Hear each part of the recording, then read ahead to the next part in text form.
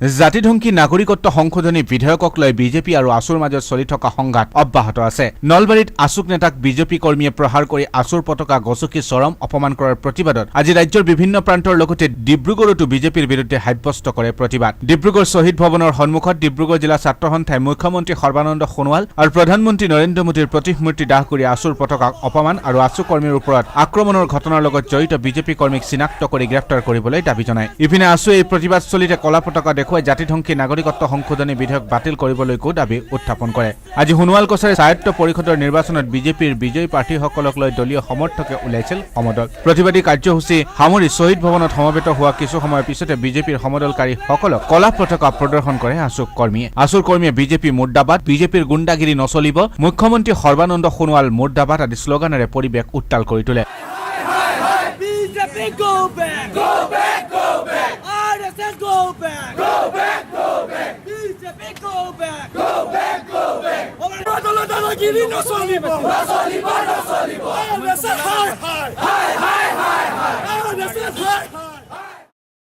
অৱশ্যে এই প্ৰতিবাদৰ পিছতো বিজেপি আৰু আছু কৰ্মীৰ মাজত দেখা নগল কোনো ধৰণৰ অপ্ৰীতিকৰ পৰিস্থিতি। আজি প্ৰতিমূৰ্তি দাহ কৰিছোঁ ৰঞ্জিত দাস ডাঙৰীয়া আৰু মুখ্যমন্ত্ৰী সৰ্বানন্দ সোণোৱাল ডাঙৰীয়া। আৰু মুখ্যমন্ত্ৰী চোতালৰ পৰা আমি এটা কথাই ক'ব বিচাৰিছোঁ, এই যি গেৰুৱা ৰাজনীতি আৰু যি গুণ্ডাগিৰি তেওঁলোকে দেখুৱাইছে নলবাৰীত, এই গণতান্ত্ৰিক প্ৰতিবাদ ৰুদ্ধ কৰাৰ যি অপচেষ্টা, এই অপচেষ্টাৰ পৰা তেওঁলোক কিন্তু বিৰত থাকক। এটা কথা কৈছোঁ, আমাৰ কিন্তু নলবাৰীত যিটো ঘটনা ঘটিল তাৰ বাবে আমি তীব্ৰ গৰিহণা দিছোঁ। আৰু এটা কথা কওঁ, যিসকল অসমীয়া যুৱক যুৱতীসকল যিসকল বিজেপিৰ লগত জড়িত, যিসকল অসমীয়া খিলঞ্জীয়া লোক জড়িত, তেওঁলোকক কৈছোঁ আপোনালোকে নিজৰ বুকুত হাত দি চাওক।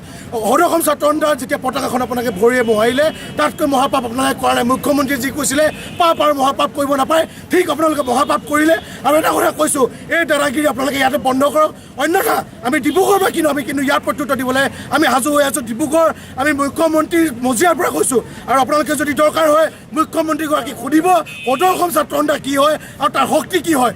সদৌ অসম ছাত্ৰ সন্থাক যোনে জোকাই লয় তাৰ পৰিণাম তেওঁলোকে জানে। আমি সকীয়াই দিছোঁ বিজেপি দলৰ প্ৰত্যেকজন কৰ্মীক, যাতে আপোনালোকে এনেকুৱা ৰাজনীতি নকৰিব, বিভাজনৰ ৰাজনীতি নকৰিব। আমি গণতান্ত্ৰিক প্ৰতিবাদ কৰিছোঁ, কাকো হানি কৰা নাই, কাকো অনিষ্ট কৰা নাই। আপোনালোকে যদি হানি আৰু অনিষ্ট কৰাটো বিচাৰিছে তেন্তে আমি কিন্তু পিছত